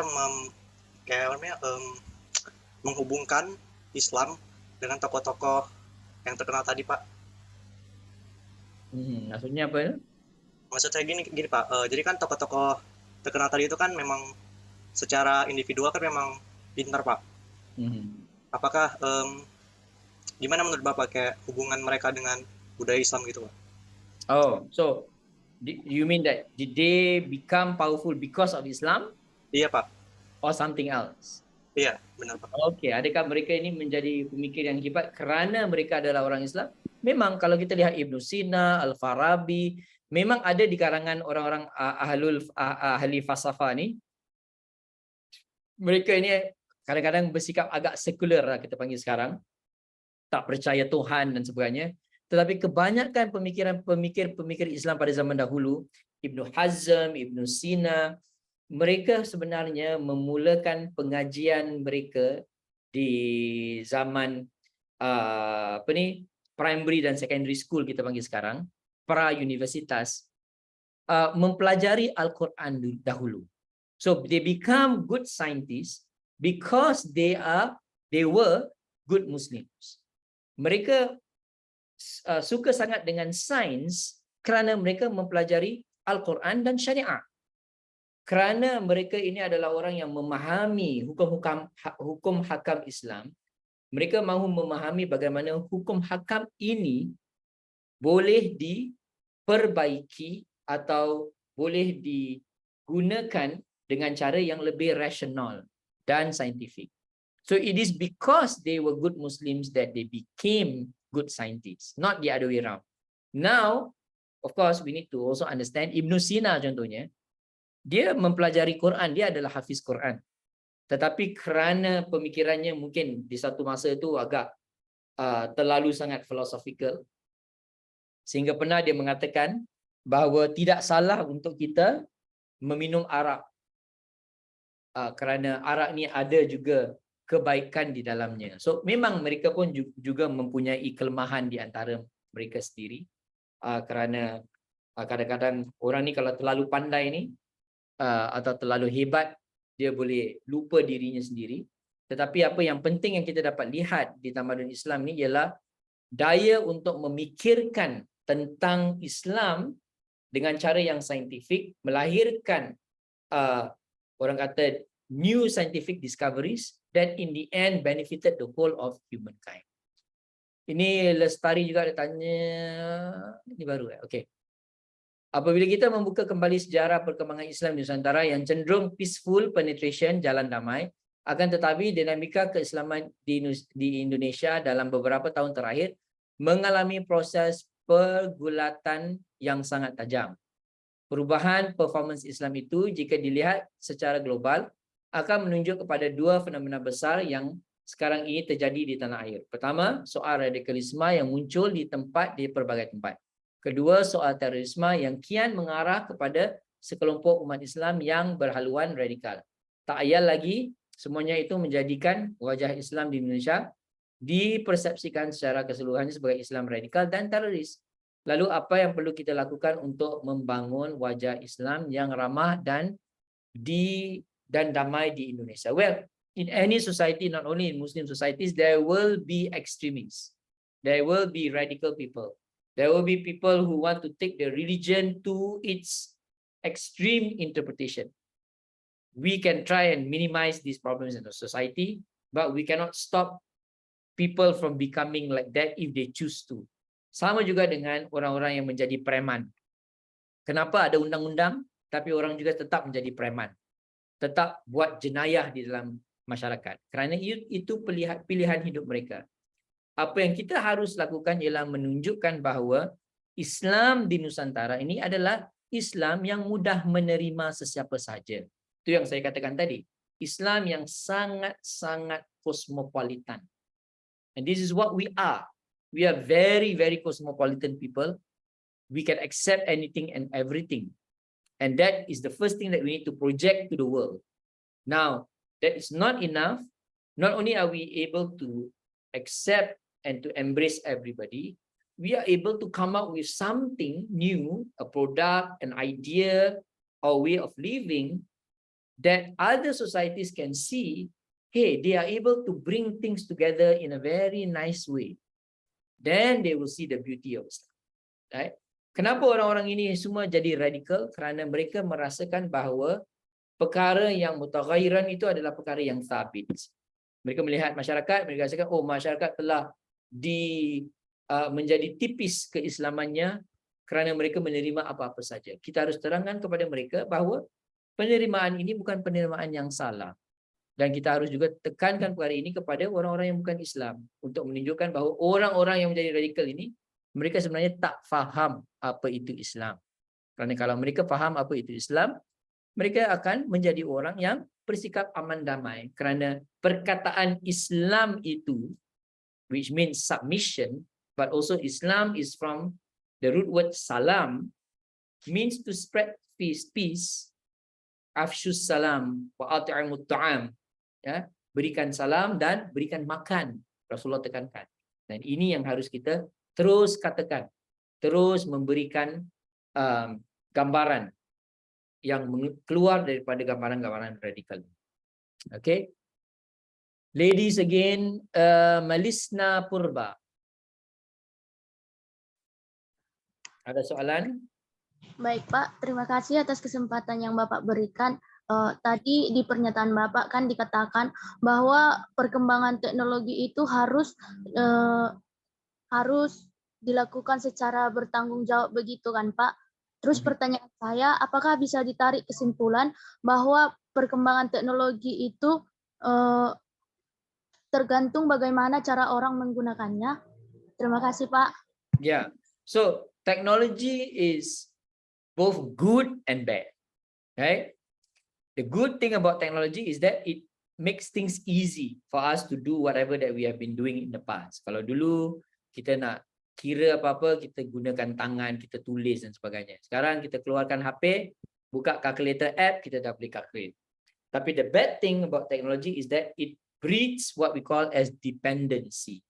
Technology, and I will type here so you can remember, technology breeds dependency. Okay, breeds dependency. Kita menjadi dependent on technology. Dan ini yang menjadi masalah kerana kita tidak boleh melakukan apa-apa tanpa menggunakan HP. Sehinggakan nombor telefon pun kita tidak boleh ingat kerana semuanya harus lihat HP baru boleh ingat nombor telefon. Sama juga dengan interaksi sesama kita. Kita boleh interaksi sepanjang-panjangnya di dalam HP, tapi bila nak mau bercakap, ngobrol bersama tidak boleh.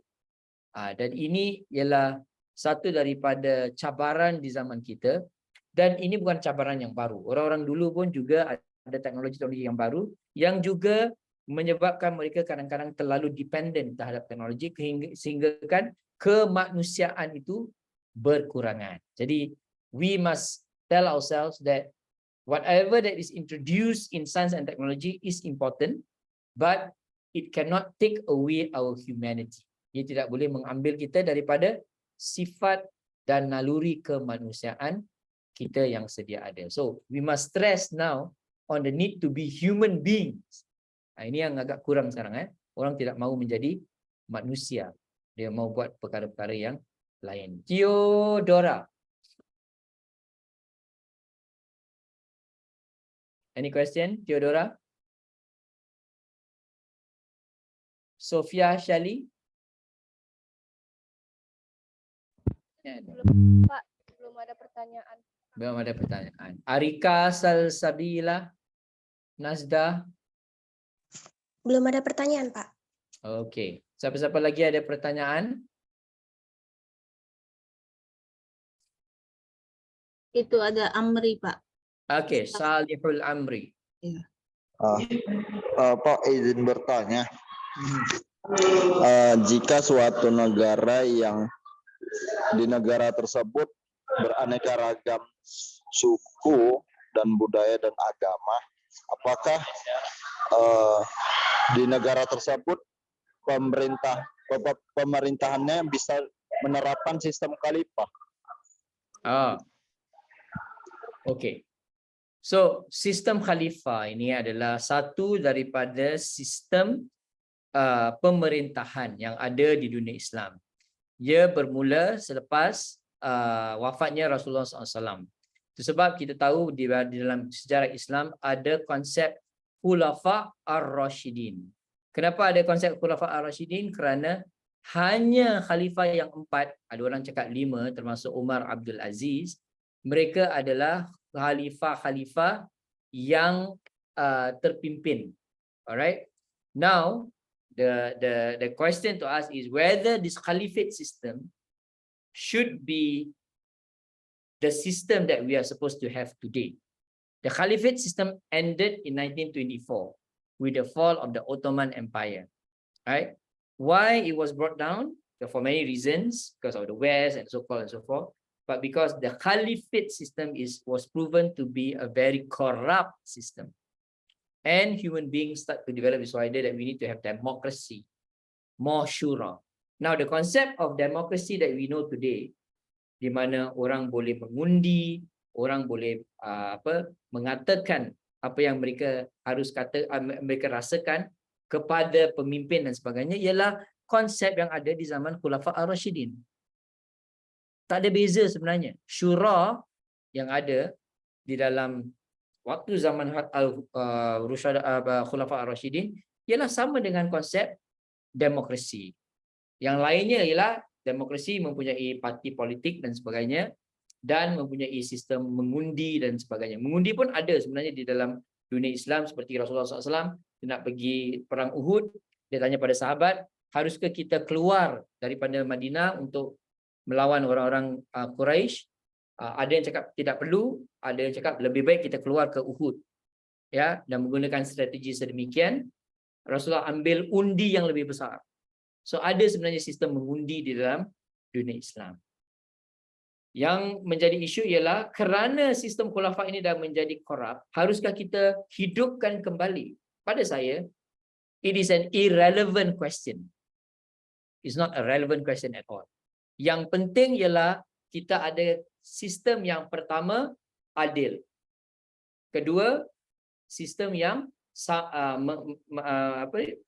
sistem yang akan menegakkan maqasid syariah.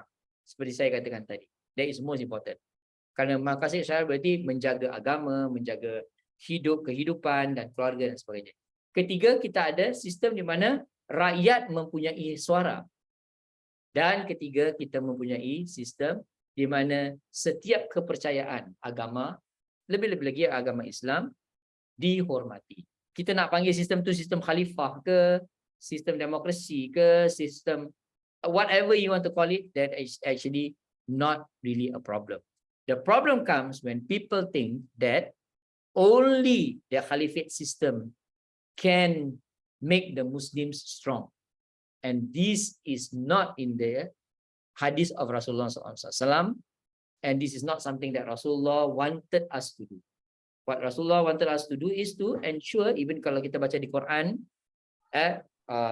istilah khalifah, ini ja'ilun fil ardi khalifah, the word khalifah is a description of people whom of Nabi Adam actually, and human beings who are brought down to this earth to be exemplars for the rest of humankind. And this is what we are supposed to do. We are supposed to have a system, a structure, and a synergizing framework that ensure that everybody can benefit from our system. Whatever they want to call it, it doesn't matter. I would call it a just system. And this is what we are required to do. Dan kita diperingati setiap solat Jumaat. Innallaha ya'muru bil adli wal ihsan. Allah mahukan kita menegakkan keadilan dan melakukan kebaikan. This is what we're supposed to do. So my simple answer to your question is, yeah, if the system of Khalifah can ensure justice, have it.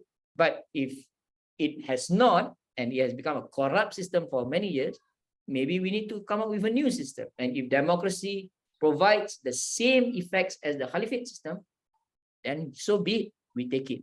There's not really a problem because it is not something that is thabit. It is something that is mutaghayyiran. Any other question? Junaid, saya ada komentar sedikit tentang pertanyaan siapa tadi itu yang tentang Indonesia, tentang mungkin juga Malaysia mengenai sistem khilafah. Saya kira secara secara umum gitu ya, bukan case by case. Sistem ini kan sudah lewat gitu, Pak Junaid, sudah lewat. Dia adalah masa lalu. Hari ini kita dihadapkan pada sistem seperti yang paling mungkin kita sebut paling dominan adalah demokrasi gitu. Tetapi yang ingin saya sampaikan adalah bahwa ketika ada pikiran-pikiran, umpamanya di Indonesia, Pak Junaid, itu saya kira kalau kita buat satu pertanyaan, apakah masih ada orang-orang Islam di Indonesia yang menginginkan negara ini menjadi negara Islam? Itu jawabannya ada, Pak Junaid. Itu ada. Tetapi kan Indonesia itu NKRI, Pak Junaid. Negara Kesatuan Republik Indonesia, bukan NII, bukan negara Islam Indonesia gitu. Walaupun faktanya mayoritas orang Indonesia adalah orang Islam gitu. Jadi sebetulnya dalam konteks NKRI, bagaimana kita mengisi keindonesiaan kita sesuai dengan Islam yang kita ketahui, Islam yang kita yakini, lalu dengan Islam ini kita mungkin mendominasi Indonesia ini gitu. Jadi saya kira pikiran-pikiran tentang masih ada kelompok yang ingin menjadikan Indonesia menjadi negara Islam, itu saya kira sepenuhnya mungkin tidak salah gitu. Tetapi kan Indonesia bukan negara Islam, itu real gitu, itu fakta gitu. Dan kalau kita lihat sejarah Indonesia, itu kan sudah ada semacam proses yang menggambarkan bahwa akhirnya yang menang adalah NKRI gitu. Dan NII kalah, Pak Junaid. Ya, NII kalah gitu. Tentu bahasa menang dan kalah mungkin kadang-kadang tidak begitu tepat, tetapi artinya bagi orang Indonesia saya kira ya Islamnya itu bukan Islam dalam konteks negara Islam gitu. Jadi masih banyak orang di negeri ini yang berpikir seperti itu. Sehingga kemudian muncullah berbagai macam gerakan-gerakan yang sebagian mungkin kita katakan dalam kelompok tadi itu radikal itu. Jadi saya kebetulan mengajar di Fakultas Tarbiyah, Pak Junaid, dan memang saya lebih banyak mendalami soal sejarah ini ya. Jadi saya pikir Indonesia ke depan itu ya NKRI saja. Bahkan Pak Amin Rais, mungkin Pak Junaid kenal ya. Itu kan pernah berucap itu atau punya statement ya NKRI ini sudahlah. Itu sudah bukan selesai ya, tetapi itulah bentuk kita gitu.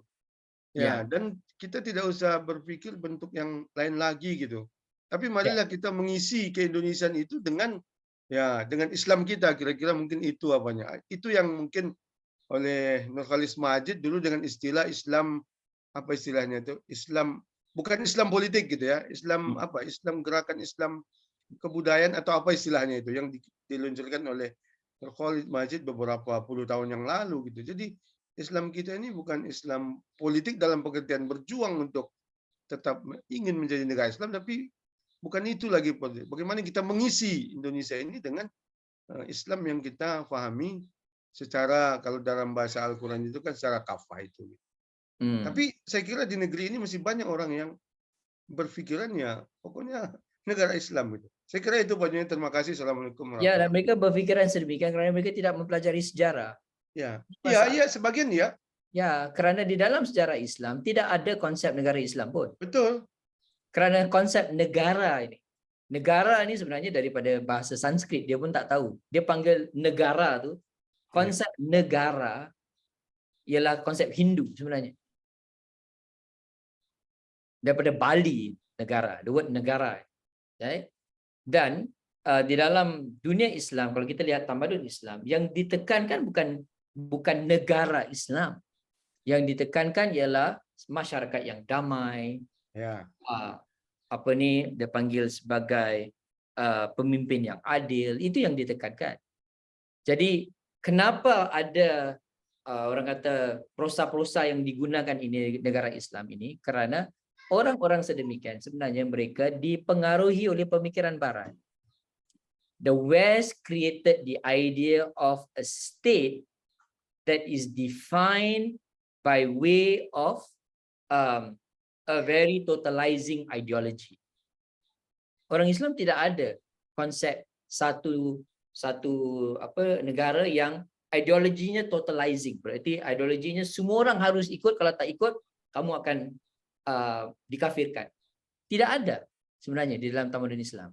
Sehingga saya katakan tadi banyak kalau kita lihat sejarah-sejarah Islam di mana orang tu boleh menjadi orang bukan Islam, boleh menjadi orang Yahudi, Nasrani dan sebagainya, tapi mereka hidup aman damai bersama orang Islam. Hatta di Kesultanan Melaka itu, kalau kita lihat daripada rekod sejarah, 86 bahasa didengari oleh orang bukan Islam, orang Barat, orang Portugis yang datang bila dia pergi ke pasar. Dia mendengar 86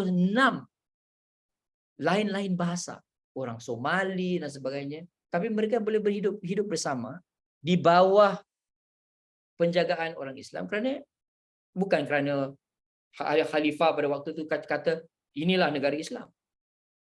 Tapi dia cakap inilah kesultanan yang dapat menjaga siapa-siapa saja yang ada di sini. So we have to move this conversation away from this whole idea of Islamic State. There's no such thing. It's a modern invention, and kalau mau ingin baca lagi tentang perkara ini, boleh baca buku Wael Halak, dan title bukunya ialah The Impossible State. Ya, saya dah hantar di chat, dan dia memberi diskusi menekankan bahawa sistem Islam pada zaman dahulu adalah sistem yang sangat dinamis, yang sentiasa mengambil daripada sistem-sistem yang lain. Dan ini adalah sistem yang mempunyai principles yang tertentu. Tapi bila keluar prinsip Islamic State ini, dia adalah seperti sistem yang menampal-nampal, mengambil daripada konsep Barat tapi ditampalkan dengan ideologi Islam. Jadi dia cakap perkara ni impossible. You can never have an Islamic State according to him. Because the Sharia requires you to be flexible, while the idea of a state that we have now requires you to be rigid. It doesn't fit together, according to him, in his argument. Right? So please read the book if you are interested to pursue this topic. Saya kenal dia, Wael Halak, very profound thinker of Islamic law. Walaupun dia bukan orang Islam, tapi orang Arab daripada Palestin. Ada lagi soalan?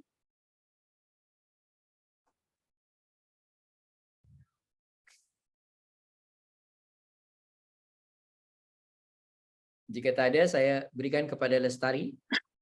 Bisa. Apa ya?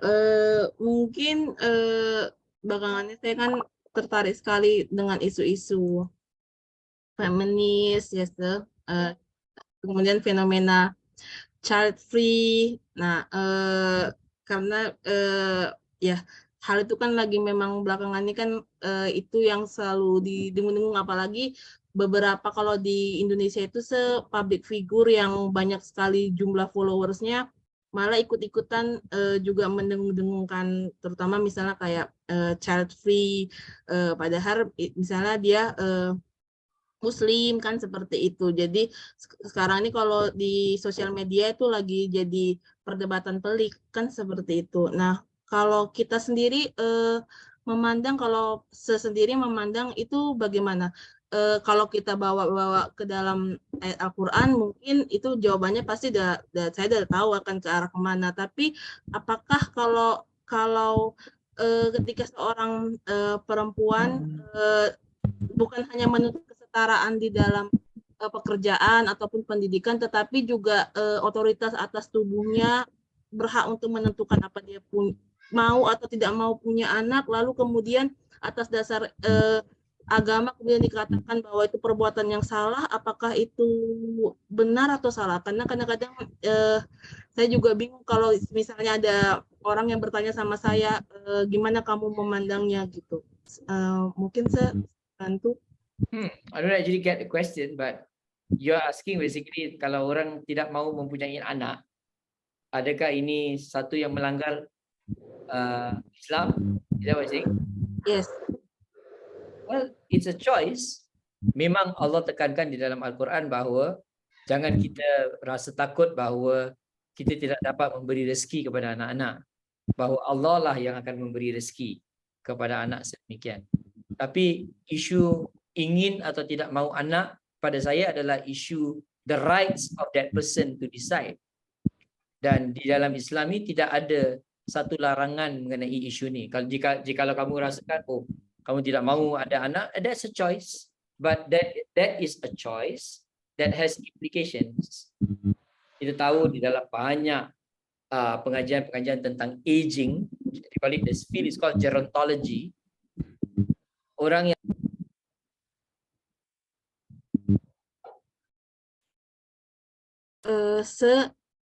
mereka yang banyak kajian yang menunjukkan bahawa mereka yang tidak mempunyai anak, mereka hari tua, mereka tidak mempunyai orang-orang yang dapat menjaga mereka. So having children is not a matter of fulfilling a religious obligation. Having children is about ensuring that there is some kind of social support when someone grows old. Of course, you don't expect your children to take care of you when you are old, but the point being that it is a system of society that has been around for thousands of years to ensure that old people and young people can be together, and there is a continuity of the tradition of taking care of each other. Tapi kalau seorang Islam cakap dia tak nak buat benda ni, dia bukan saja melanggar adat manusia dan peradaban manusia, tetapi dia juga membuat pilihan di atas dasar apa yang dia rasakan cocok untuk dirinya, tapi pemilihan atau pilihan yang mempunyai implikasi dan dampak kesan yang dia akan lihat di tahun-tahun yang akan datang. Frankly, this kind of discussions, you don't even need to use the Quran to explain it. You don't even need to use Islam. You just need to use logic, right? And logic will tell you that having children is actually good for you. But now in the West, they have rationalized by saying that having children is such a problematic thing. It's so costly. To have children, you have to spend so much money, you have to spend so much time, you have to lose sleep, then don't have children. And then when they grow old, they have to spend a lot of money for people to take care of them. So sekarang ada fenomena di barat, kerana lebih lagi di Jerman, kerana mereka birth rate very very low, ramai orang Jerman suka kahwin dengan orang Indonesia dan orang Filipina. Kerana dia mahu orang Indonesia dan orang Filipina tu menjaga dia ketika dia tua. Kerana dia tidak ada anak atau dia tidak berkahwin. Saya diceraikan isterinya, dia kahwin orang Indonesia dan Filipina. Kerana orang Indonesia beredar tu lebih mudah dapat hidup dengannya. If they have had children, it would have solved the problem. But you see, sometimes human beings, they think that they are so smart, they are so intelligent, they think that they can overrule revelation. Wahyu pada mereka tidak faham seperti pemahaman mereka, tapi akhirnya mereka dibodohkan dengan rasional mereka sendiri. Interesting, eh? Yes. Ya, kita fikirkan kita ni sangat-sangat pandai, tapi sebenarnya banyak kita lihat tu menunjukkan kebodohan kita. Oke. Pak Junaid, Bu Lestari. Iya, silakan. Saya tertarik juga komen Pak Junaid tentang apa ini, tentang itu pilihan, ya. Tapi kalau kita lihat dalam konteks Islam, Pak Junaid, berkeluarga itu kan fungsinya atau menikah itu kan fungsinya untuk melanjutkan keturunan, Pak Junaid. Betul. Jadi saya kira kalau oke, satu sisi itu adalah pilihan, tetapi Islam tidak mengajarkan itu sebagai pilihan gitu. Karena ada satu ketentuan bahwa kita ini memang ada jodoh gitu ya, ada pasangan yang sudah ditakdirkan gitu. Dan salah satu fungsi pernikahan itu adalah melanjutkan keturunan. Itu barangkali sebabnya makanya di beberapa negara Eropa Barat itu manusia makin sedikit jumlahnya gitu, karena pilihan-pilihan seperti ini gitu. Dan saya kira ya Islam, saya kira tegas itu Islam bahwa fungsi pernikahan berkeluarga itu adalah untuk meneruskan generasi gitu. Saya kira itu. Terima kasih. Oke. Ada lain-lain soalan? Oke. Gimana adik-adik yang lain? Ahmad Ongga tidak mau bertanya. Atau Ria? Kamu mau kemana itu, Ria? Tidak, Bu. Ya kalau Udara, kalau nggak ada pertanyaan ya tutup aja. Mungkin the next meeting we are going to have the lecture again. Oke. Ya. Terima kasih Pak Ahmad Nurhuda sudah bergabung. Iya, Prof Budi. Saya ini beberapa hari yang lalu ada di grup kita informasi ini. Lalu saya kirim data. Lalu tadi saya masuk. Lalu ternyata ya saya juga terima kasih kepada Pak Junaid yang juga banyak memberi informasi ya, sebagian saya kira baru gitu ya, terutama literatur, tapi tentu masing-masing kita ini kan punya sumber-sumber yang juga mungkin ada yang sama, ada yang berbeda. Jadi saya mohon maaf kepada Pak Junaid kalau mungkin komentar saya mungkin kurang pada bagus Pak. Minggu depan kita ketemu lagi Pak. We meet again next week. Iya, oke. Terima kasih. Ya, Pak Ahmad, kalau boleh dapatkan teman-teman juga ikut bersama. Saya inginkan engagement yang sedemikian sebenarnya. Oke. Ada wacana yang Di Padang itu dulu ada profesor sejarah itu namanya Maidir Harun, tapi sudah almarhum. Gantinya belum ada itu. Kalau di UNP itu mungkin kenal Pak Junaid, ada Pak Mistika Z almarhum ya. Pak Budi saya kira sangat kenal ya. Kenal baik. Ya, oke ya. Ya, tutup Dara? Terima kasih banyak Prof Khairuddin Al-Junaid. Berarti ini minggu depan kita yang terakhir atau gimana, Se? Yang terakhir, ya. Oke ya, Se. Berarti nanti akan disiapkan kembali flyer dan juga Zoom-nya. Tentu kami berharap sekali, banyak sekali tambahan ilmu dan juga pencerahan buat kami semua di dalam Zoom ini. Semoga Prof Al-Junaid sehat-sehat selalu ya, Prof. Di Indonesia memang cuaca juga lagi panas sekali. Kita ada hidup AC, tetap juga hidup kipas angin, sangat-sangat panas. Jadi saya berharap Prof tetap sehat-sehat selalu untuk memberikan ilmu kembali kepada kami di pertemuan yang terakhir di minggu depan yang selanjutnya.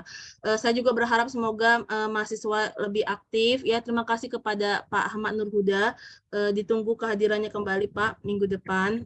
Mungkin juga boleh dibawa Bapak Ibu ataupun mahasiswa yang lainnya, jadi supaya kuliah ini jadi lebih banyak manfaatnya. Oke, terima kasih kembali lagi. Sampai ketemu minggu depan. Assalamualaikum warahmatullahi wabarakatuh. Waalaikumsalam. Sampai ketemu warahmatullahi Pak wabarakatuh. Juli, Pak Bro, dan sebagainya. Terima kasih. Sampai ketemu.